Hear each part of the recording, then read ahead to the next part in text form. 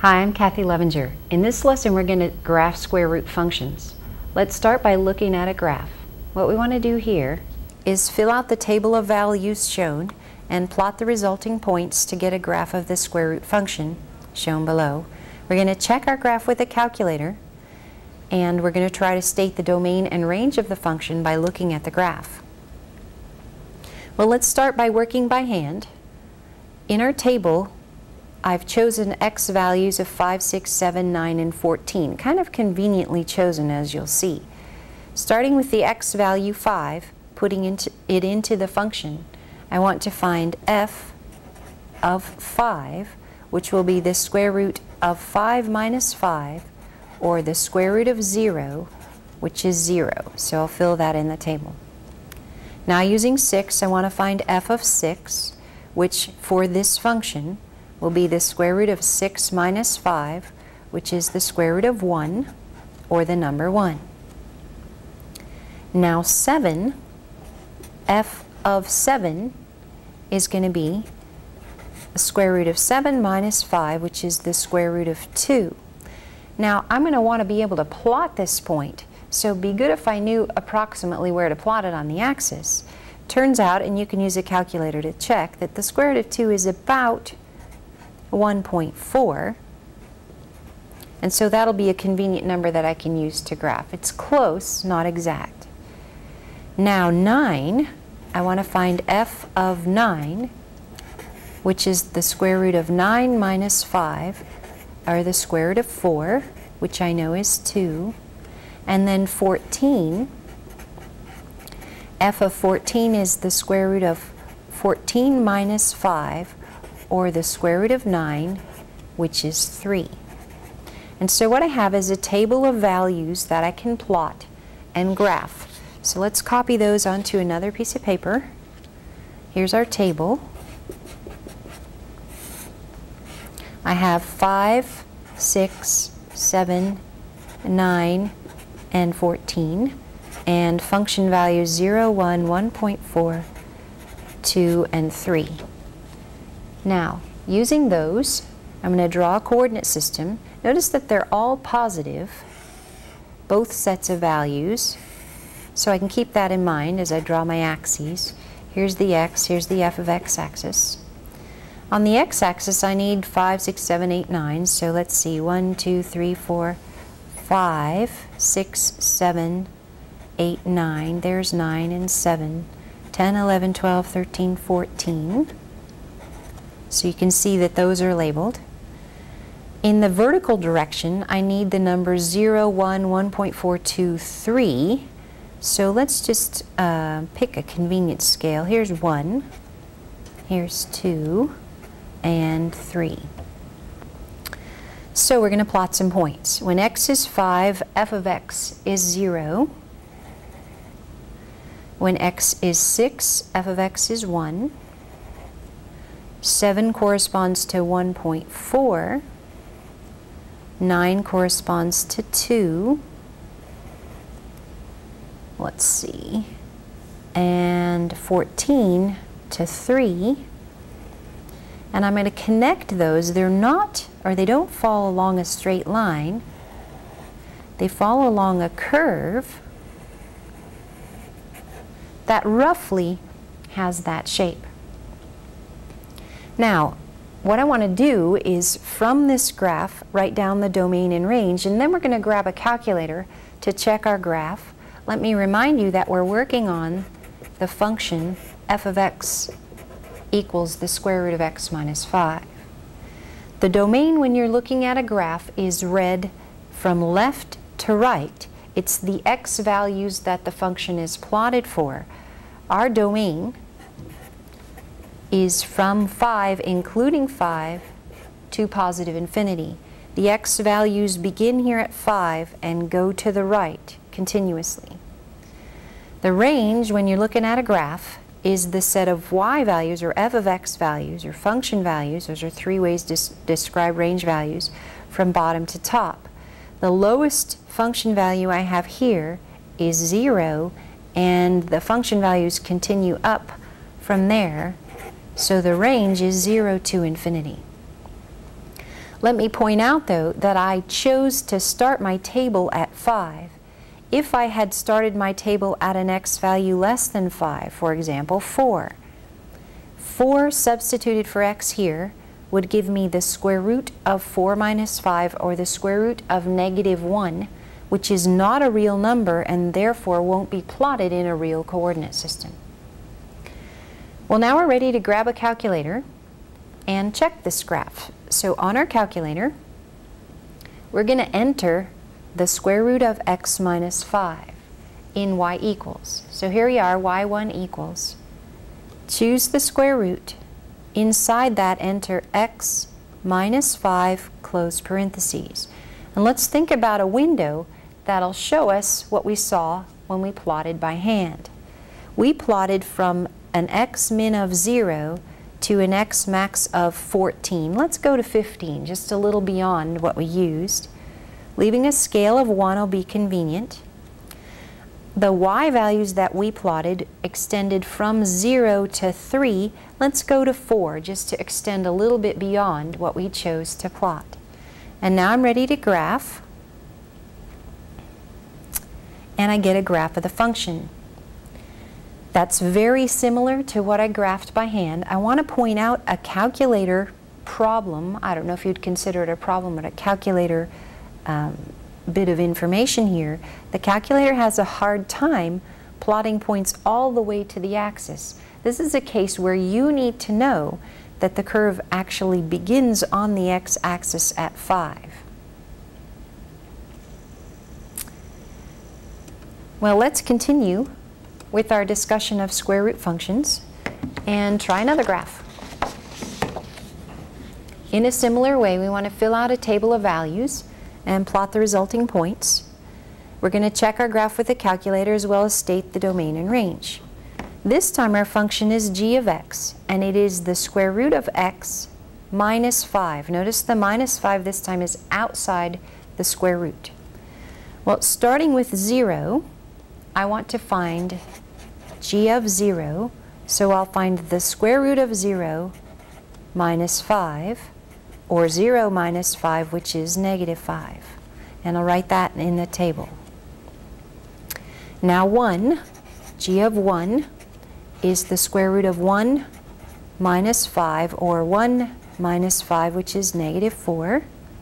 So I'll put that in the table. Now I want to use 4 for x, so I'm going to find g of 4, which will be the square root of 4 minus 5, or 2 minus 5, which is -3. Now 9 is going to be used for x. I want to find g of 9, which is the square root of 9 minus 5, or 3 minus 5, which is -2. And then 16, g of 16 is the square root of 16 minus 5, which is 4 minus 5, or -1. So we filled out our table. Now we're going to transfer the table to another piece of paper and sketch a graph. So we have a table with values for x, 0, 1, 4, 9, and 16. For g of x, -5, -4, -3, -2, -1. And we're ready to draw a coordinate system and come up with a graph. Notice this time that our x's are positive, but our g of x's are negative numbers. So let's draw our coordinate system accordingly. There's my vertical axis. I'm going to put my horizontal axis here. Here's my x. This is my g of x axis. On the horizontal axis, I want to extend from 0 to 16. So 0, 1, 2, 3, 4, 5, 6, 7, 8, 9, that's a 9, 10, 11, 12, 13, 14, 15, 16. And so I've labeled a few of those, a few of the ones in our table. In the g of x direction, I need to extend from -5 to -1, or you could think of that as -1 to -5.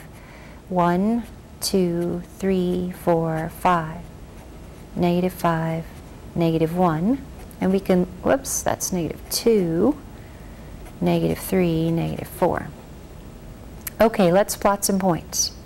At the point 0, negative 5, in the vertical direction, that's on the g of x axis. I have the point 1, negative 4. The point 4 corresponds to negative 3. 9 corresponds to negative 2. And 16 to negative 1.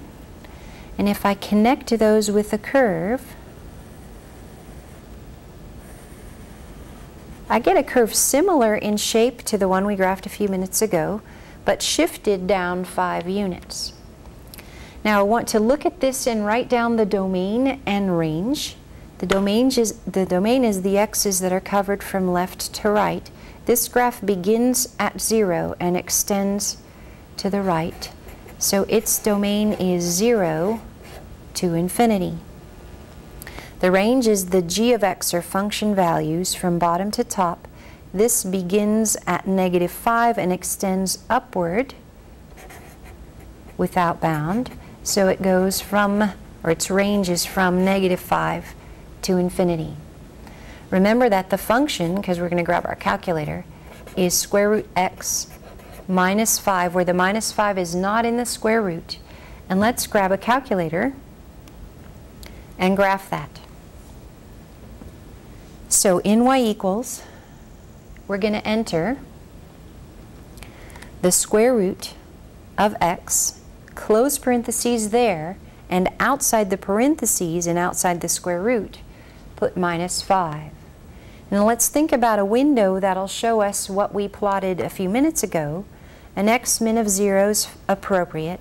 We extend it out to 16, so let's go just a little further than that to 17. As far as a y-min, the graph we plotted by hand needed to go at least as far as negative 5. So let's go to negative 6 in the y direction.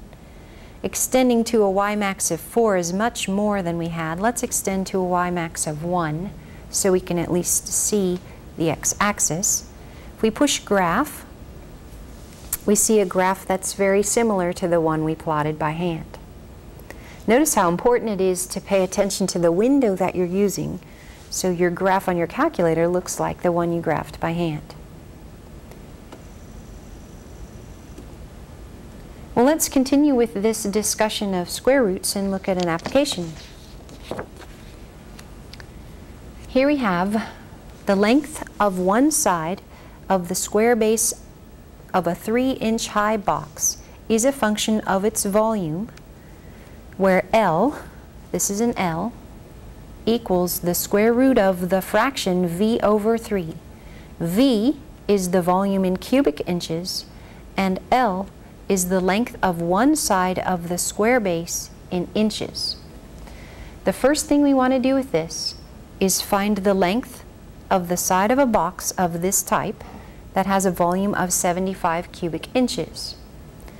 This is asking us to put 75 for V, simplify, and find L.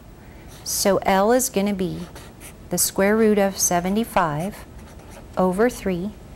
Simplify the fraction first to get 25, and the square root of 25 is 5, and so the length of a side of this particular box is 5 inches. Let's try another example involving this function, a couple other questions involving that function. First thing we want to do is graph it.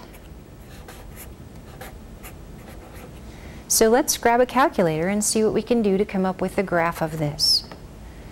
In y equals, we're going to enter, and we can't use L's and V's. For V, I'm going to have to enter an x on my calculator. The L values are going to be y values. But I'll enter a square root of x over 3, x divided by 3, and close parentheses after that. Now let's think about a window that'll show us an appropriate graph.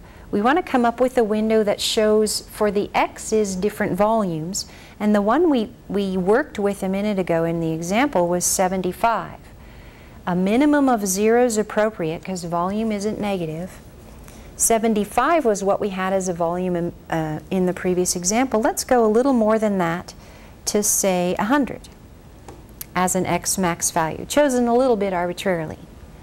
But in that case, we probably want to set our x scale to 10 so we don't have 100 tick marks on our axis. And now we need to think about some y values that might be appropriate for this particular function. Y corresponds to the actual lengths of the sides of the square base of the box. So 0 is an appropriate minimum. We won't have any negative lengths, and it's possible that we're talking about a box with volume 0. Well, what might be an appropriate maximum? The length we found just a minute ago that corresponded to a volume of 75 was actually 5.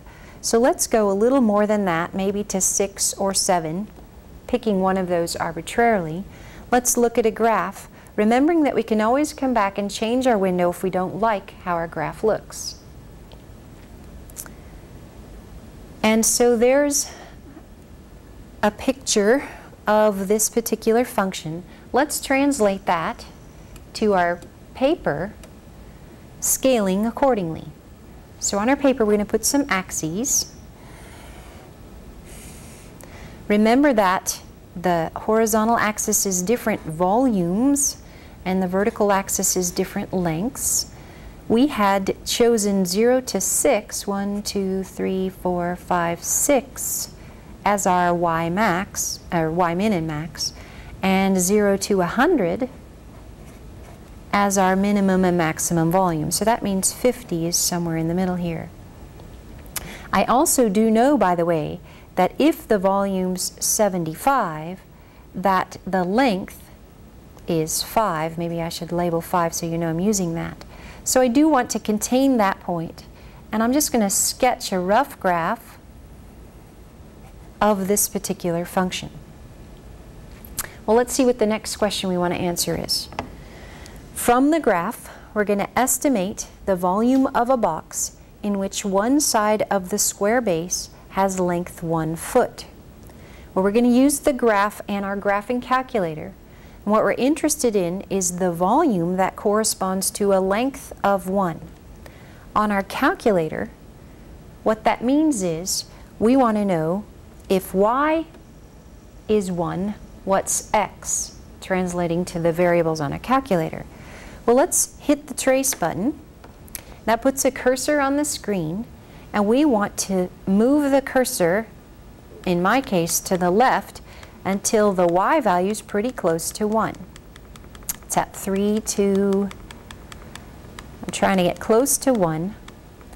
Trace will allow you to get close. I'm at 1.03, and the corresponding x is 3.19. That's fairly close. We can modify that by zooming in at that point. So I chose zoom and option 2, and I'm going to push enter. And I get a redrawn graph, and I'm going to push trace to put my cursor right back on the function and see if I can get much closer to 1. I'm still at 1.03, so I would like to zoom in one more time. So I'm choosing zoom 2, enter, and I'll push trace to put my cursor on my curve, and it looks like I can get to 1.009, which is very close to 1. The corresponding x, which is the length of the side of the box, is 3.058. Let's call that, for all practical purposes, 3, and say, in answer to the question here, that the length, or actually the volume, not the length was 1 foot. The volume is approximately 3 cubic inches. Well, let's try one more example involving square roots, square root functions. This one says, the time it takes an object to drop from a height of 4 feet to hit the ground is a function of the height of the object above the ground, and the function is t equals 1/4 times the square root of 4 minus h, where h is the height of the object in feet and t is the time in seconds. Well, we want to use this function to answer two questions, the first of which is, how long will it take the object to drop when it is 2 feet above the ground? And we're going to answer to 2 decimal places. To answer the question, we'll find t when h is 2, so substitute 2 for h. 4 minus 2 is 2, so we need to use a calculator to find 1/4 times the square root of 2. So taking our calculator, in parentheses we'll do 1 divided by 4, and then next to it the square root of 2. That number's 0.353553 and so forth. We're to answer to 2 decimal places, so we're going to say 0.35 seconds is the time it takes to drop when it's 2 feet above the ground. Well, let's answer another question using this same model. The next question we want to answer is, how long does it take the object to hit the ground? What you need to see in this question is when it hits the ground, its height is 0, and so we want to find the time it takes until the height is 0. Put 0 for h. Simplifying here, I have 1/4 times the square root of 4, which is 1/4 times 2, which I know is 2/4 or 1/2. And answering the question, it takes 1/2 a second for the object to actually hit the ground. In this section, we graphed square root functions. Be sure to work lots of exercises from your textbook to practice.